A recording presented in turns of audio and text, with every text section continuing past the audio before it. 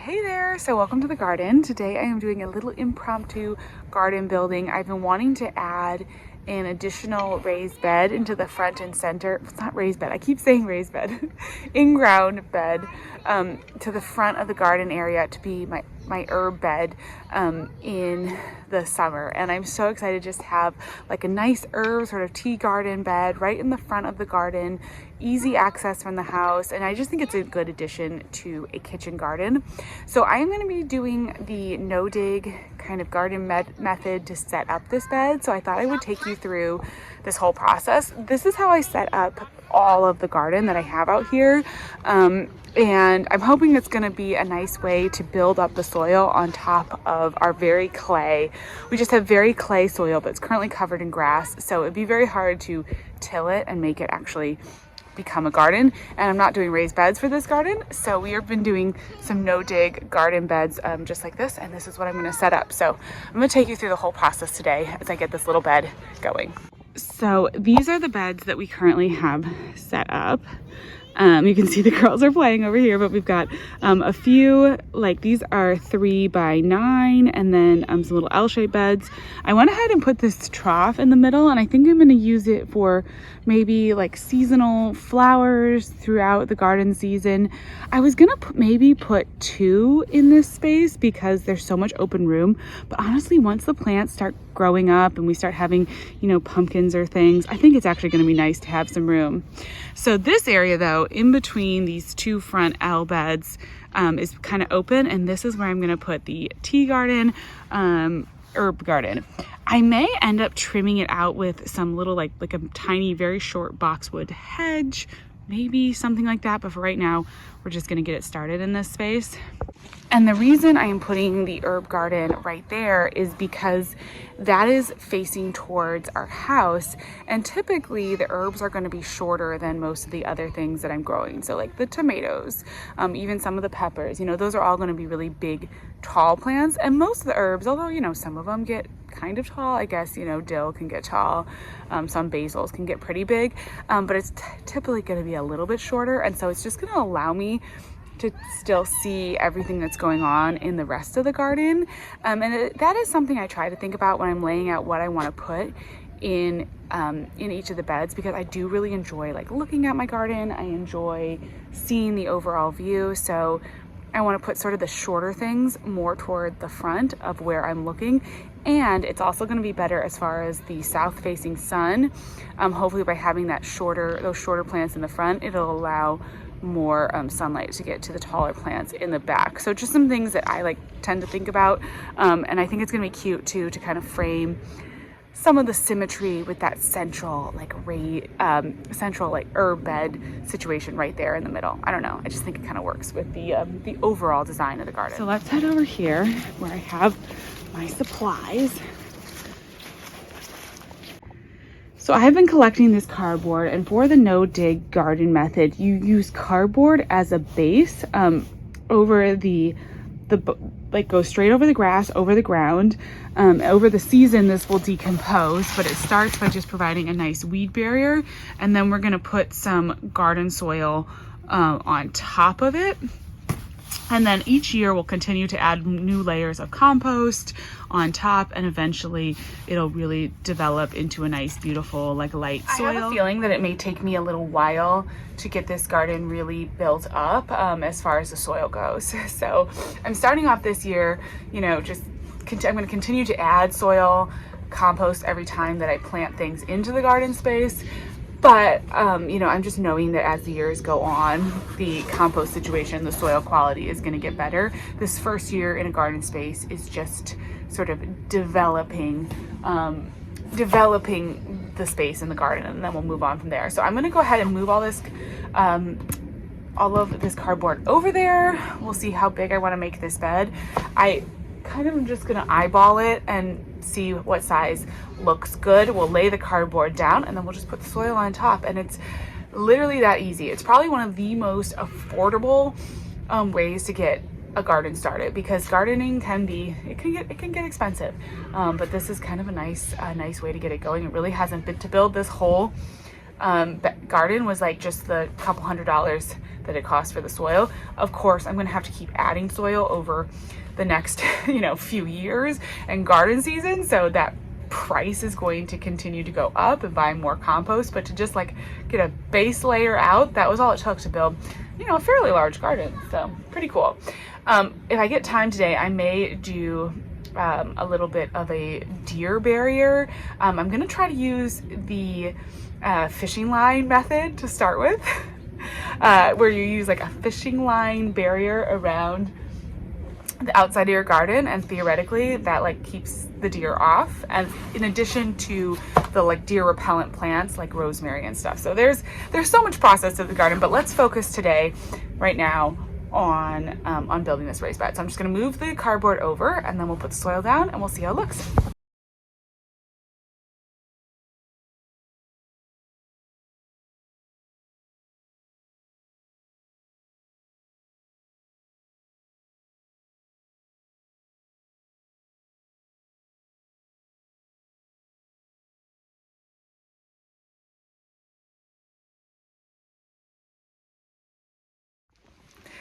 Well, hey there. So right after, just a couple hours after I got that herb bed in place, it started to snow. And as you can see, we're still getting some rain, snow, something. We got a good few inches of snow. And I think that that's one of the things that's so cool about the no-dig garden method, and one of the reasons why I'm excited to try it out, because even this snow now on the garden bed is just going to serve to help start breaking down the cardboard. That soil that I have on there is just going to continue to rest and get nice and saturated. And my next step in this herb garden process is going to be direct sowing a few herbs that you can actually direct sow before your last frost, which I love, because I don't know about you, but I am ready. I'm ready to sow. So I think that this is going to be a little bit of like a series as I build this bed over the season, which I think will be kind of fun to see. We can kind of track the growth of it. So I have to obviously wait until the snow melts to be able to plant anything into that little no-dig bed, but I think pretty soon, once the snow melts, we'll be able to do that, and that's going to be great. But it's not going to hurt the bed at all to be hanging out there and just kind of resting, and if anything, it just gives the cardboard a little bit of time to start decomposing. I do think, that's one of the limiting factors in this first year of no-dig gardening is the fact that we've got that layer of cardboard underneath, and I only put a small layer of garden soil on top.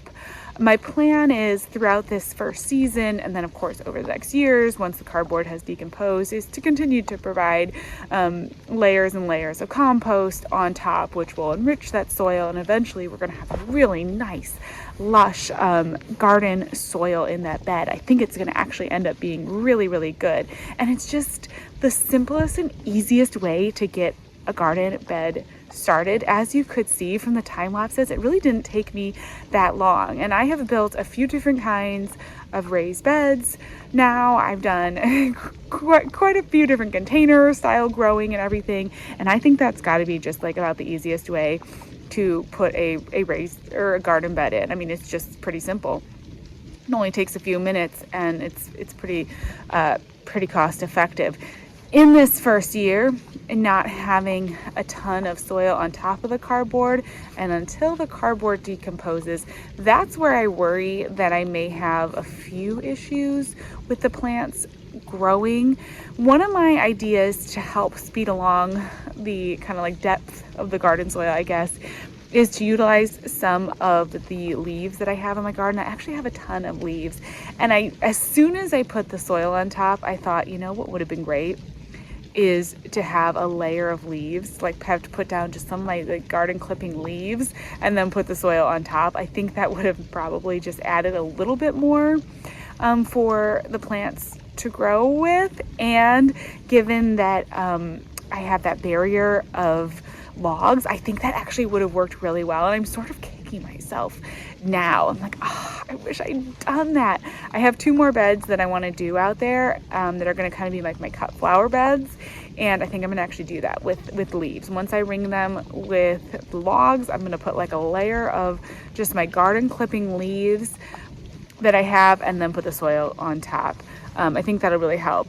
But I'm gonna need to continue to add compost as I plant. So I may, before I go in and plant in all of the the herb seeds that I want to plant, I may go in and like rake some of that soil to the side, maybe even bring in another bag or so of garden soil raised bed mix, and put that on top of the leaves just to add a little bit of cushion.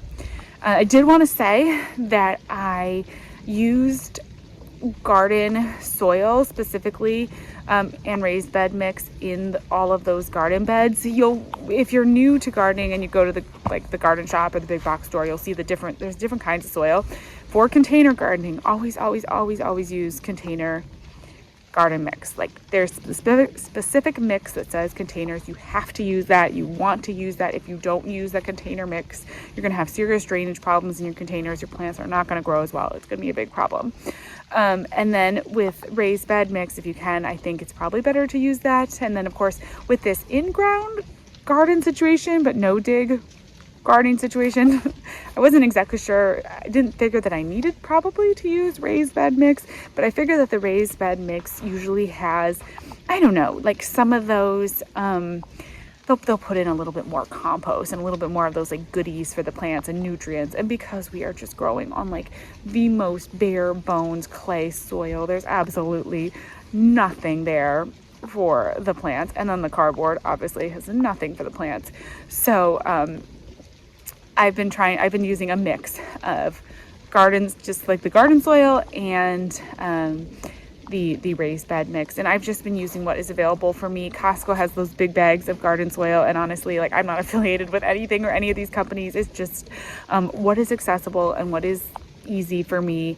I talked about in my last video when I built all the other beds that for me, just using the bags of soil was easier to manage and easier for me to kind of deal with than like getting a big load of soil. But obviously if you're doing more, you could do that. So that's what I'm trying to work with. And hopefully all goes well as we start planting. Of course, we won't really know how it all goes until we start planting, but I think it's going to be pretty good. I think this herb garden bed is going to be really, really fun.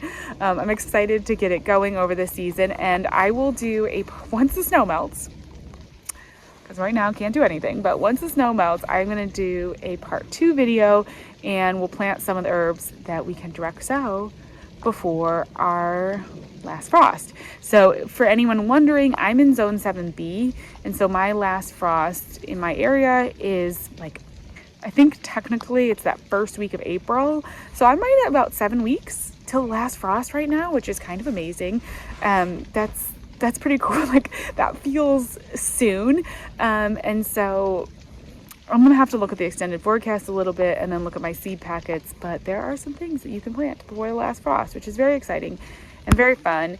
And I don't know, when you get to this time of year, if you're like me, I feel good. I feel like I'm not too impatient, but I'm just a little bit impatient. So I'm excited for the part 2 of this project and starting to get some herb seeds in the ground, because having your own fresh herbs is just like nothing else, and it's one of the most easily usable items that you can add to a garden. If you want something that you're really going to actually just be able to easily utilize, run out and grab for a few dishes, actually harvest your garden produce.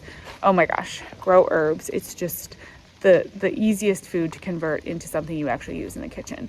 And then I try to focus on the herbs that I actually like to cook with, and we'll go through all the varieties. We'll chat seeds next time around. For right now, I'm going to probably go back inside because I'm getting wet, but I just wanted to come out in the garden and just kind of see how everything was looking out here in the snow. But we will talk soon, and we will plant soon.